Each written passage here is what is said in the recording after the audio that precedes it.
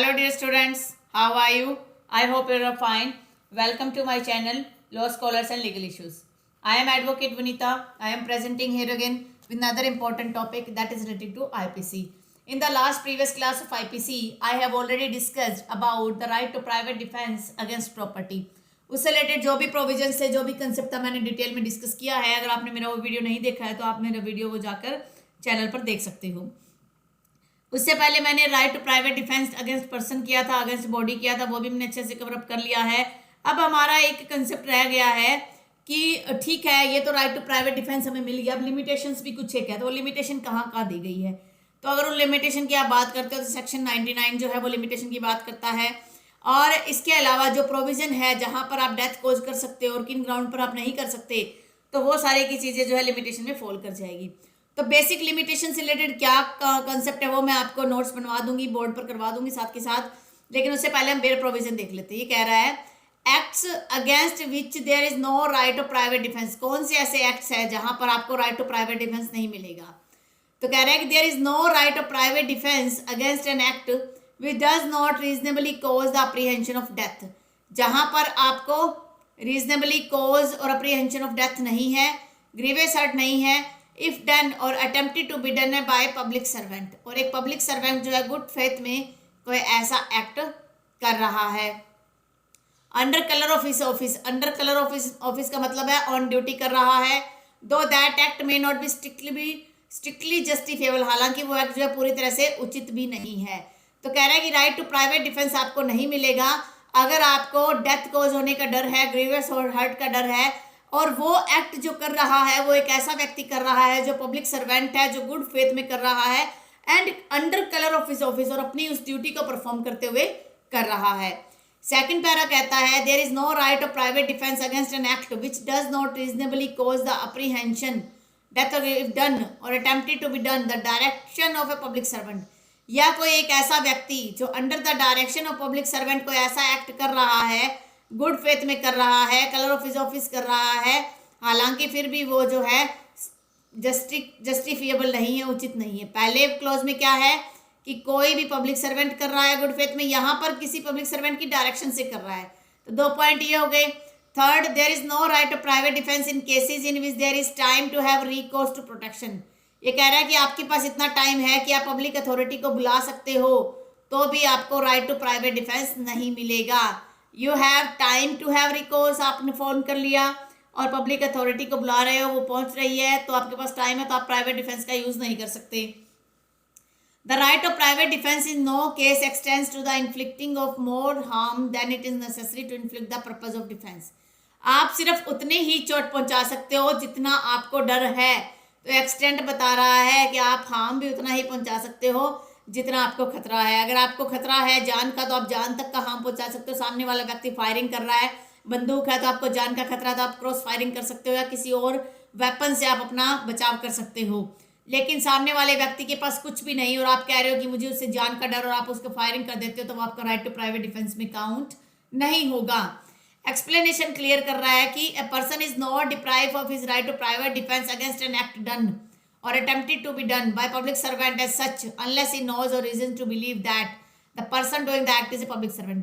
ये कह रहा है कि आपका वहां पर भी राइट टू प्राइवेट डिफेंस है जहां आपको पूरी तरह से ये विश्वास है और ये आप नहीं जानते हो कि वो जो सामने व्यक्ति खड़ा है वो पब्लिक सर्वेंट है. अगर आपके उसके बारे में नॉलेज ही नहीं है तो भी आपका राइट टू प्राइवेट डिफेंस रहेगा.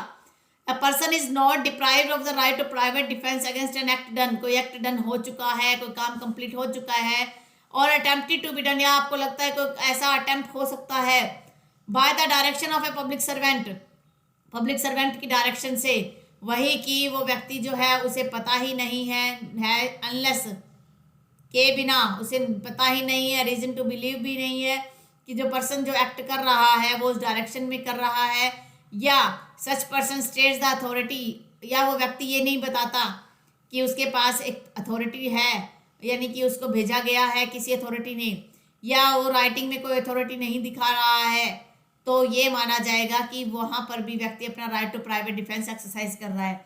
आपके घर में कोई व्यक्ति आता है, कहता है जी मैं पुलिस वाला हूँ, आपसे इंटरोगेशन करना है. आप कहते हो जी अपना आईडी प्रूफ दिखाइए, वो अपना आईडी प्रूफ नहीं दिखा रहा है. आप कह रहे हो कि ठीक है और कोई अदर प्रूफ दिखा दीजिए, वो भी नहीं दिखा रहे हैं, तो उस टाइम भी आपका राइट टू प्राइवेट डिफेंस रहेगा, क्योंकि आपको क्या पता कि वो पुलिस वाला है या पुलिस वाले के भेष में कोई और है। तो ये है बेसिक पॉइंट्स। इसके अलावा भी एक दो पॉइंट्स और हैं, उनको हम अच्छे से डिस्कस करेंगे। तो सेक्शन 99 के अंदर आपको 3 पॉइंट्स मिलते हैं। फर्स्ट जो है गुड फेथ में जो एक अथॉरिटी है वो एक्ट कर रहा है। सेकंड पॉइंट ये है कि आपको वो अथॉरिटी जो है किसी डायरेक्शन में कर रही है या रिकोर्स टू प्रोटेक्शन आपको दिया गया है, तो उन चीज़ों में आपको राइट टू प्राइवेट डिफेंस नहीं मिलेगा। तो हम करते हैं हमारा topic start. Limitation to right to private defence.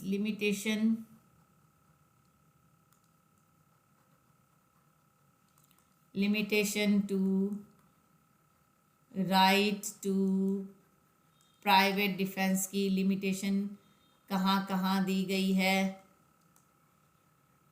ठीक है, कहाँ कहाँ दी गई है। एक तो सेक्शन 99 में दी गई है और एक होता है फ्री फाइट।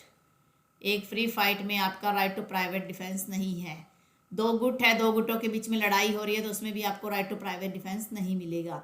अब अगर सेक्शन 99 की बात करें तो ये further divided into 3 parts. The first part है by a public authority, by a public authority plus में colour of office. Colour of office है उसके पास कि वो एक अथॉरिटी है और उस अथॉरिटी की ड्यूटी परफॉर्म कर रहा है। थर्ड है गुड फेथ, वो गुड फेथ में होना चाहिए। सेकंड पॉइंट कहता है under direction of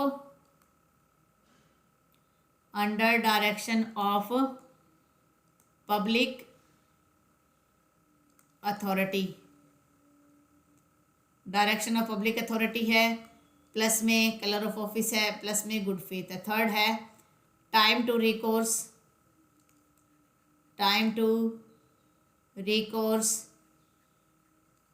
the public authority.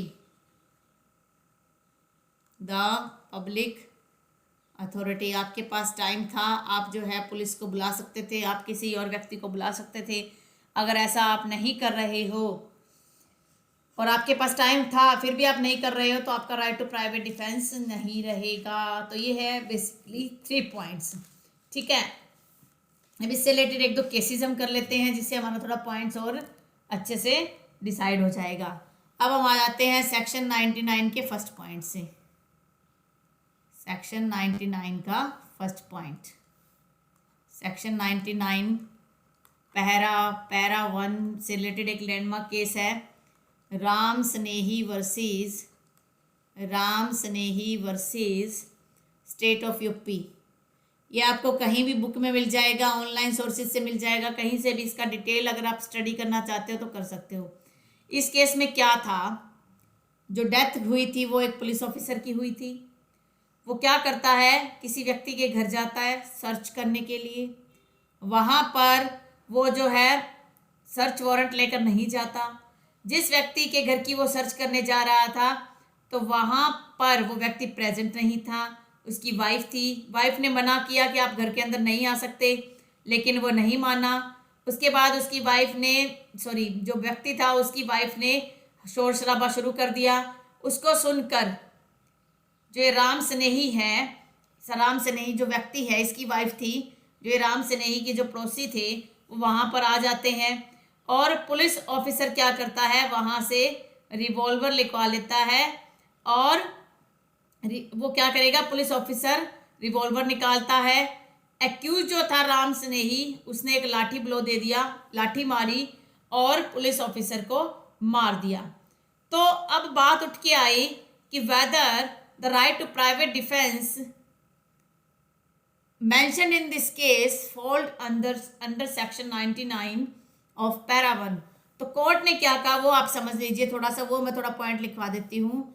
The court said, first point, the limitation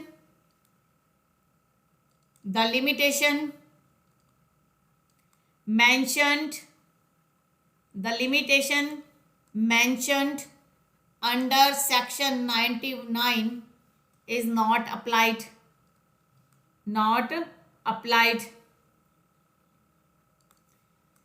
as the act of the police officer, as the act of the police officer, the police officer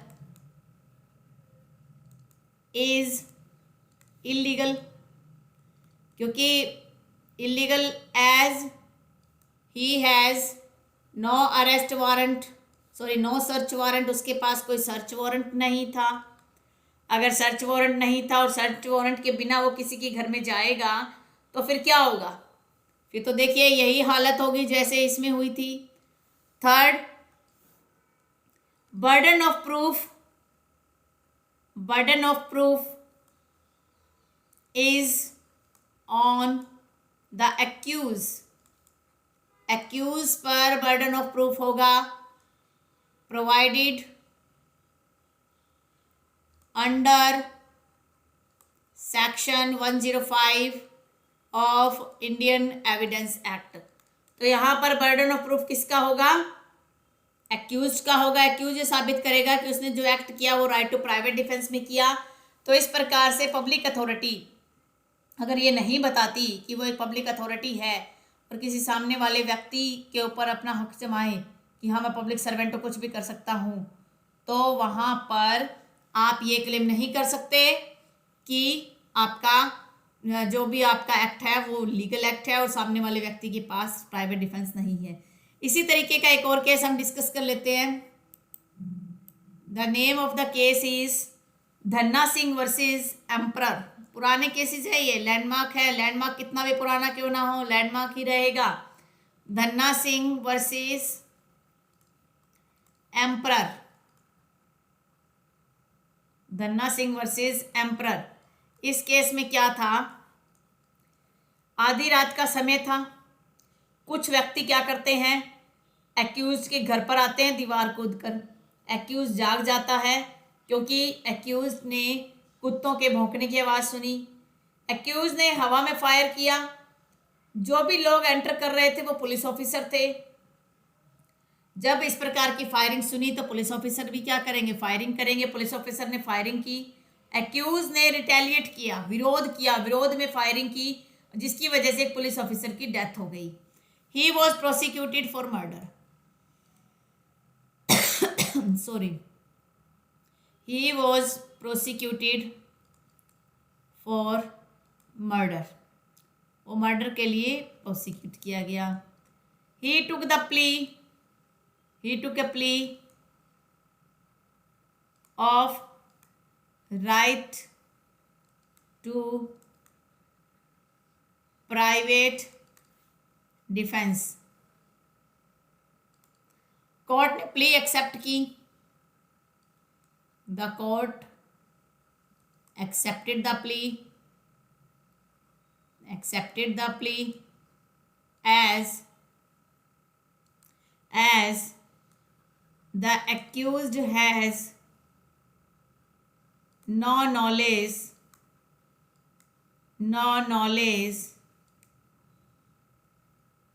about those persons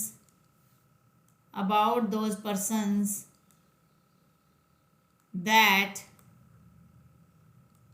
they are police officers. उनको कोई पता ही नहीं था कि वो police officers हैं। अगर उन्हें पता ही नहीं है तो वो कैसे जो है वहाँ पर अपना प्राइवेट डिफेंस यूज़ नहीं करेंगे। फिर इससे रिलेटेड इतने ही इंपॉर्टेंट पॉइंट है, इतने ही लैंडमार्क केसेस है जो हमने अच्छे समझ लिया। उसके बाद जो पॉइंट मैं आपको करवा चुकी हूँ, ये तो प्राइवेट डिफेंस की बात हो रही है। इसकी जगह अगर कोई और व्यक्ति होता और जो किसी भी सॉरी अथॉरिटी के डायरेक्शन में एक्ट कर रहा था, गुड फेथ में कर रहा था, कलर ऑफ ऑफिस कर रहा था, तो उसको भी वहाँ पर राइट मिल जाएगा। ठीक है, अब एक और इम्पोर्टेंट पॉइंट हम डिस्कस कर रहे हैं, फ्री फाइट। फ्री फाइट से रिलेटेड भी लैंडमार्क। फ्री फाइट का मतलब है दो व्यक्तियों की आपस में बहस हो रही है, दोनों तरफ से इक्वली अटैक किया जा रहा है, इक्वली झगड़ा किया जा रहा है। उसमें कोई भी एक पार्टी ये क्लेम नहीं कर सकती कि राइट टू प्राइवेट डिफेंस का वहाँ पर अधिकार है। ठीक है, इससे रिलेटेड एक लैंडमार्क केस है, Jumman versus state of Punjab.